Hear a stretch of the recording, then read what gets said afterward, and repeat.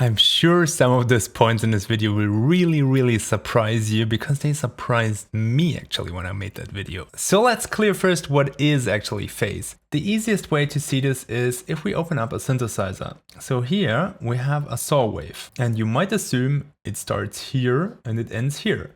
But that's where the phase comes in. So for example, we have a phase knob here in which we can control where the actual starting point is of that wave. So we could also start here. We could start how it's by default in the middle, or we could start here in the beginning of the wave. And then here additionally we have a random button which basically gives us a range where it also could start. So if we have the random like this, it could start anywhere between here and here. That's basically the phase of your wave. So where is your starting point in your wave? But as synthesizers are not the ultimate source of truth, we will work with audio here. So in audio it's the same. To bring this example, we have a wave and it's starting here, it's a sine wave. But we could also let it start somewhere else by moving this here, for example, and then we would have flipped the polarity of our phase. So what is flipping the polarity?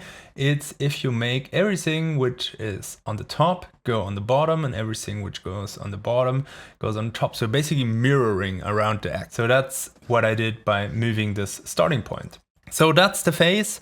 And the phase, why is it actually important? So we're coming to the second step of this tutorial, and it's about phase alignment and what actually happens if phases are aligned or if they're totally not aligned, so if they're out of phase. So in the first example, we have two waves and they're exactly the same, so they are completely in phase. If you would have like a different wave shape, they could also be in phase. It doesn't need to be the same wave, but it's easier to see if everything is the same. So we have those two sine waves. And now imagine elementary school's mathematics. So what happens if you add 0 to 0? You get 0 again. And what happens if you add 1? So let's say 1 is our maximum. To 1, you get 2. And yeah, as 1 is our maximum, we wouldn't get higher as 1, so that's something you can also see if you record it out. And if we get -1 plus -1, we will get -2. So basically, if we record this thing out, so I have a recording channel which is set to this whole group here in which I place those waves, we will get a combined signal which is too loud and gets clipping. We need to activate the second channel here, and then once we record it out, you can see that all that part where we have a summing over 1, we get that square wave shape here. If we would sum like 1,000 of those waves, you would get probably like more like a cleaner square wave here. So that's something we usually don't want. So we don't want to have our kick and bass summing too much, and I will come later to this in this video. So what the kind of like perfect summing might be. But now let's look at the opposite case first. So I marked this red because it's completely in the opposite phase. As you can see, whenever this is 0, this is also 0, but whenever this is on the top, this is on the bottom. And what happens if you sum up -1 and +1, you get 0. We get 0. It's not exactly 0. I might not have hit the exact point or something, but you get the point. So it's not really adding up to some nice signal here. So it's just canceling each other out. And that's also something we don't really want. So we will deal with that later too. If you got any value out of this video so far, then please hit the thumbs up. That helps me to spread this video to other producers like you, and also shows me which topics you guys are interested in. Our bass is not only a pure sine wave. So we will need to look this in the context of having multiple waves, and that's where actually it is very interesting, because I found out something which I will reveal later in this video, which I haven't thought about before. So we can construct every complex wave from simple sine waves. So by adding up multiple tones, so sine waves at the different wavelengths, at different speeds, we can create any complex sound basically. So what happens if we have one sine wave and we record it out, we get one sine wave. Guess what? Who has saw that? So the next thing is if we have a sine wave, and then I divided the sine wave, so it's double as fast, then we have actually 1 octave higher, and if we add those two up, we get something like this. So you can see that actually the peaks here, and I scaled this a little bit down in volume to avoid that square wave thing, but you can see basically where this wave is high and this one is high, we get like a very high peak, and then this goes down, but we're still on the top of this wave. So we go a little bit down here, and then the opposite thing happens on the other side. So where both waves are actually down, like this one and this one, we get the lowest trough here. So that's more or less the look if you have a fundamental and 1 octave higher. And now if we have 3 waves, so the same principle, we have the fundamental, we have 1 octave higher and 2 octaves higher, then we get something like this. So it gets more and more complex. You can see it gets more and more of those shapes. What's still very important to see is that this one is, as it has kind of like quite a lot of area underneath, is still quite a dominating one in that shape here. So that's basically about additive synthesis, and it will become important in a second when we look at the phase. So what happens now if I would take those 2 waves here, which I summed up, which I stacked on top, and I put another sine wave, which is exactly the opposite of the first. So you remember the scenario with the canceling out waves? We will try this now on this half of the wave. So we will sum this one, and this one together. And what we get is, we get this. So basically you can see that we have here this one, because there we have it originally like we had it here. So we have only the 2 waves summing. And here we have the 3 waves summing. And what happens is that the low one, the fundamental, gets cancelled out while the octave higher still stays. And I can show that to you even more easy. I can deactivate this one for now. So we are only summing the one cancelling out.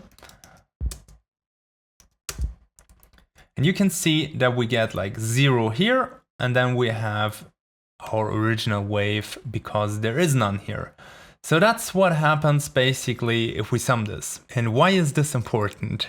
Because your base consists of multiple waves, but we want to look mostly to get the low end aligned. It's not about aligning all those top waves perfectly, it's about aligning that fundamental sine wave from the base and the kick to get the most power in the subs. If you want to see more videos like this and you don't want to miss out on new videos, then you need to hit the subscribe button and the bell notification. The bell notification is really important because then you will get a notification once a new video is out. So now I prepared a little bit more interesting scenario here in which we have 3 waves, but these 3 waves don't have the same phase. Before we had waves in different octaves, but all kind of like having the same movement. So let's compare quickly here. We have this fundamental wave starting here.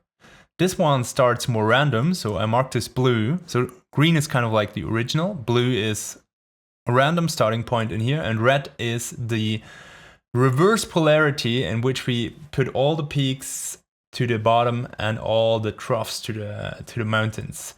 So we have now 3 waves which are not exactly starting at the same point, and they are summing to a new wave. So maybe that's your base, for example. And then we get this little shape here, which looks a little bit similar to the ones we recorded out before, but I marked here the 0 crossing. So whenever this wave goes through that gray line here, it's a 0 crossing. So that's basically, it should actually be a little bit more to the right here.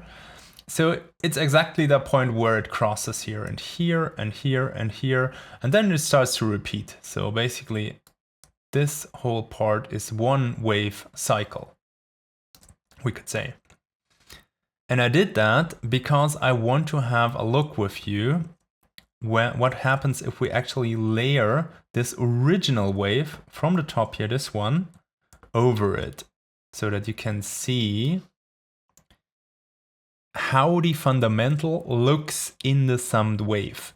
And what you can see is that it still crosses more or less with the zero crossings. So you can see, let's assume for now that our wave starts at the 1. So we have kind of like flipped the polarity. It's now here because it makes it a little bit easier to see it here on the screen. And then it travels until the point 3, in which it has a zero crossing in that summed wave. And then it goes to the point 5, where it has a zero crossing. Still, the issue is to know which zero crossings would be the correct ones if you want to align the waves later. But I will prove you in a second that this is not a true story for everything. So I created another scenario, and this time only the blue wave is a little bit different. And why did I do this? The reason is I noticed that I created a scenario here which was a bit tricky because this one goes down and this one goes down as well. And I wanted to see the other side. So what happens if this one goes up and this one goes down, for example? So I recorded this out again, and again I made the zero crossings here. And now, once we move this one over, you will notice that the point in which the fundamental actually has the zero crossing is not the same anymore, like in the summed wave.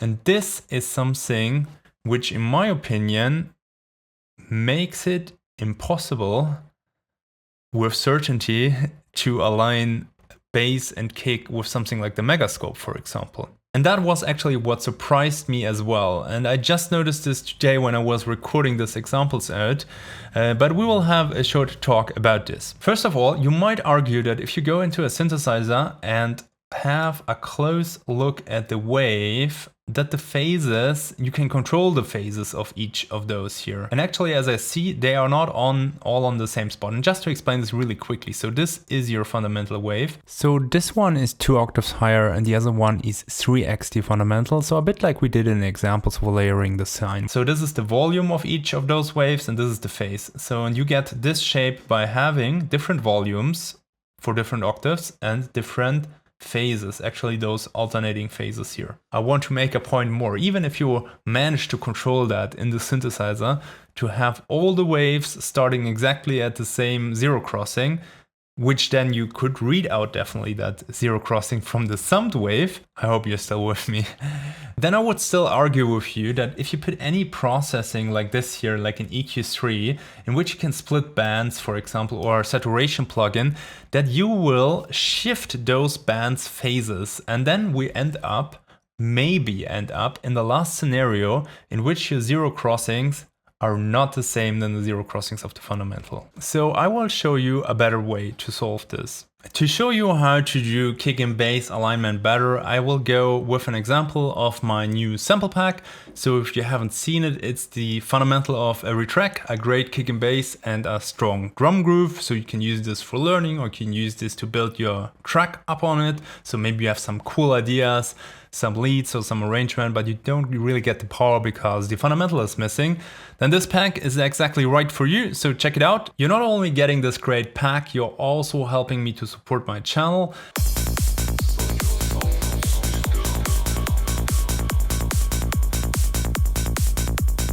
Of course, the voice tag is removed, but the main important thing is you get really the foundation of a track and you're supporting this channel, the mission. So the mission is actually to give you all free education, free videos. So I want to make more videos, but for that, I really need your support, guys. And thanks to all the guys who already support me on my journey here. So this is from the pack, basically what you get. So it's all the stems here. So I arranged them quickly.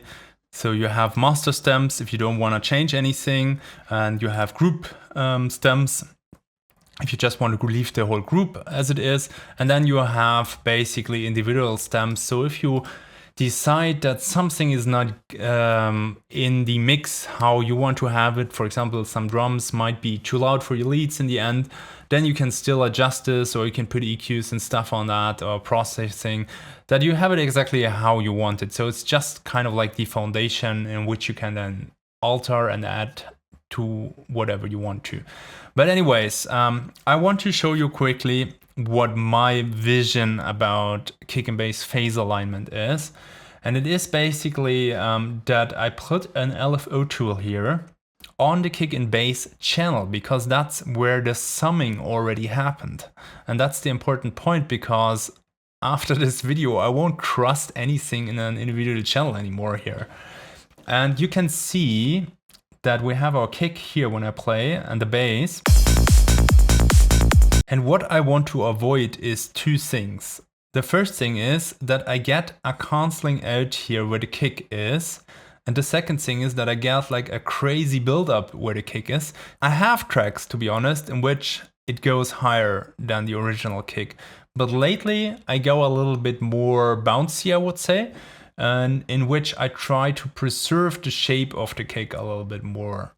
So maybe we could still adjust it here like a little bit, as it kind of like goes down and a tiny bit up here.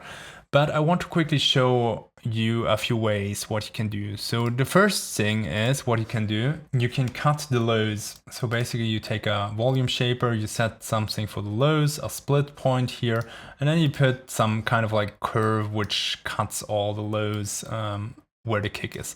That's actually what I do on a lot of tracks, because I think you don't really require that low end there, or a lot of that low end. So you can always dial it back here on the mix here if it's a little bit too extreme. But I would definitely do something like that with my first bass note, only with the first bass note, not with the subsequent one, because they are not really going over into the kick. Anyways, if you don't have that, and you can see that my first note is quite low here, so if we would have something which looks more like this, and then we look into our LFO tool, then you can see already that it's not so nice anymore. So what I would do then is multiple things. So the first thing is I would just lower the volume of that first note. And then when it comes to phase alignment, and this is already aligned, so there's not much to do. What you can do is you can use either a tool like Voxengo Phase Align. So with this one, you can set it to force mono, and then you can move the phase. And what I think is a better way and way more easy way is if you place an EQ on the bass or on the kick. That's something how you prefer it. And you put a low cut, and it's important that this one is not on linear phase. So you want to have something happening with your phase. And the trick is to put a low cut here, and to put that low cut in an area where it's not audible. So you want to have this definitely below 30 Hertz, not somewhere here. And I mean with not audible, like audible to human ears, and not audible on maybe your speakers if you have not good ones. So that's really important, because you want to play your music at some place maybe someday. And that's why you really need to take this as a hard rock cutting wall, which you definitely don't want to go over it, and you probably also don't want to go too close to this. I put this now on the kick because that's the most visible to see, but you can put it either on the kick or on the bass. You need to find out. I personally put it on my kicks recently, for the reason that I can then put the zero crossing more or less exactly where the bass is starting. So I find this a little bit more comfortable, something I want to find out more on my own. So let me know in the comments what you think about this. Should you put it on the kick or on the bass? Anyways, I want to show you what it does. So whenever you change this here or the slope, you will see this one traveling.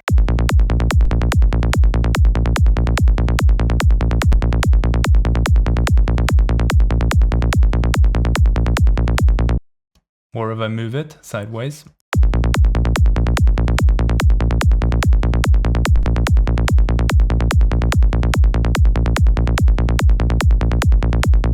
And the steeper the slope, the more movement you get. So usually I try it first like with the slope, how far I get there. And then I move the frequency a little bit until I have it exactly at the point where I want to have it. So for example, if I put a line in here, and let's assume I want to have this here.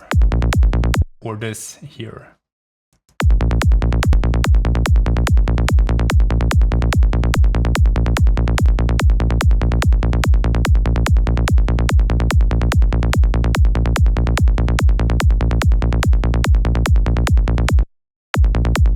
In that case, I wouldn't need the EQ because I already did that like this. But let's say we want to have this point here. So we go more extreme now.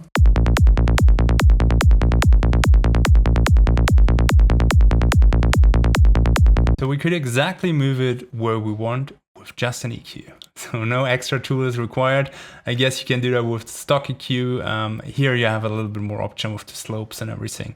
But what's really important to put this very, very low.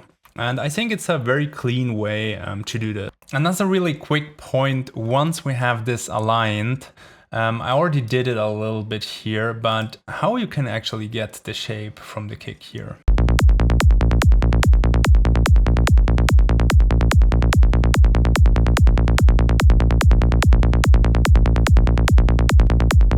By lowering the volume, and the easiest thing is in audio. I think that's also like the cleanest thing. And if you don't want to do this in audio, you can just take an LFO tool here, put it on the bass, shape it like this so that we don't have any overlap into the kick. And then we can control the volume here of the bass note with this one. And we put a little one here to round it up. So we could do something like this.